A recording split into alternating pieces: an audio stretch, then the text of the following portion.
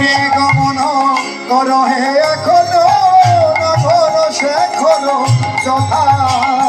তাই আজকে তুলসীকে বলছে, তুলসী যা একবার গিয়ে দেখে আয় আমার মতো ভালো আছে না সুখে আছে না দুঃখে আছে। কোন তুলসী? ও বাবা, যে তুলসী আমরা পড়ে আছি গলার মধ্যে আছে।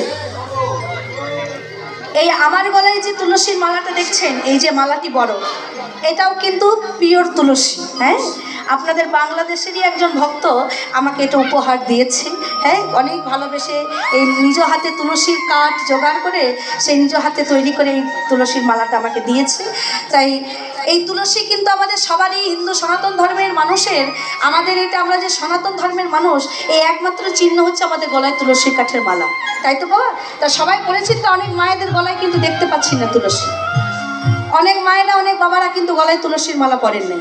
আসলে কি আমাদের অনেক অনেক মানুষেরা ভুল ধারণা দেয়।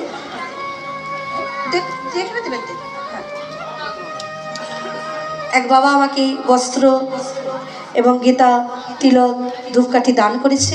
ভগবানের কাছে প্রার্থনা করি সে যেন ভালো থাকে, সুস্থ থাকে, সে যেন কৃষ্ণ পথে তার জন্য মতি হয়।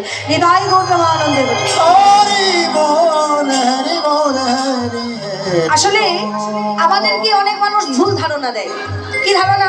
দেখবেন আমরা অনেকে ভাবি, আস্তে আস্তে মন দিয়ে শুনবেন যারা তুলসীর মালা পরেন নাই, আস্তে অনেকেই আমরা ভাবি যে আমরা মাছ মাংস খাই, গোবিন্দ সেবা দিতে পারি না। হ্যাঁ, তাহলে কি আমরা তুলসীর মালা পড়তে পারবো? অনেকেরই প্রশ্ন। অনেক মানুষ আছে যারা বলে তুলসীর মালা পরা যাবে না মাছ মাংস খেয়ে এসে। কিন্তু মায়েরা, এই তুলসী কে আগে জানতে হবে। এই তুলসী কে? এই তুলসী হচ্ছে কৃষ্ণের প্রেয়সী। তুলসীকে কৃষ্ণের প্রেয়সী। দেখবেন তুলসী যখন আরতি মন্ত্র হয় তখন বলি তুলসী কৃষ্ণ প্রেয়সী নমো নমো, বলি না বাবা? তাহলে এই তুলসী হচ্ছে কৃষ্ণের প্রেয়সী। তাহলে এই কৃষ্ণের প্রেয়সীকে যদি আপনি গলায় ধারণ করে রাখেন, বাবা আপনার ডাকে গোবিন্দ হয়তো আপনার কাছে আসবে না, কিন্তু যে তুলসীকে গলায় পরে রেখেছেন, এই তুলসীর টানে একবার না একবার গোবিন্দ আপনার হৃদয় ঘরে আসতে বাধ্য হবে। হৃদয় গৌর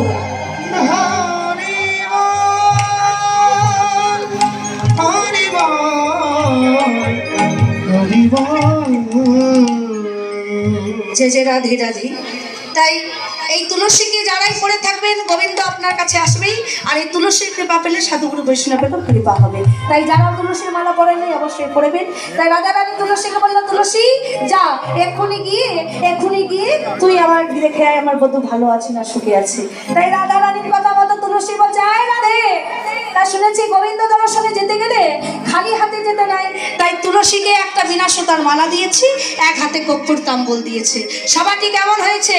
শুনিয়া তুলসী মনেতে হরসি, শুনিয়া তুলসী মনেতে হরসি, শুনিয়া তুলসী মনেতে হরসি, শুনিয়া তুলসী মনেতে হরসি, চলিল গায়ে নরলে, শুনিয়া তুলসী মনেতে হরসি, চলিল গায়ে নরলে।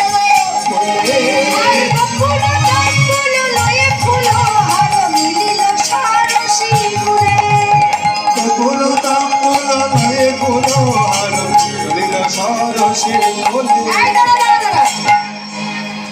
যেতে বলে আমার নাচতে নাচতে যাচ্ছি। শোন, গোবিন্দ দর্শন করতে গেলে খালি হাতে যেমন যেতে নাই, তেমনি গোবিন্দ দর্শন করতে গেলে সময় বুঝে যেতে হয়। সময় বুঝিয়া সময় হইয়া, সময় বুঝিয়া